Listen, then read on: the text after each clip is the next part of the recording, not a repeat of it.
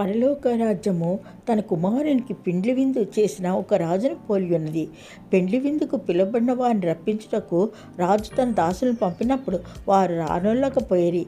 ఇదిగో, నా విందుకు సిద్ధపరిచి ఉన్నాను, ఎద్దులను కొవ్విన పశువులను వధింపబడినవి, అంత్యం సిద్ధంగా ఉన్నది, పెండ్లి విందుకు రెండని పిలిచిన వారితో చెప్పుడని వేరే దాసులను పంపిన కానీ వారు రక్షణ చేయక ఒకడు తన పొలమునకును మరి ఒకడు తన వర్తకమునకు వెళ్ళిరి. తక్కిన వారు తమ దాసులను పట్టుకొని అవమానించి చంపిరి. కాబట్టి రాజు కోప్పడి తన దండ్లను పంపి నరహంతకులను సంహరించి వారి పట్టం తగులబెట్టి ఇచ్చెను.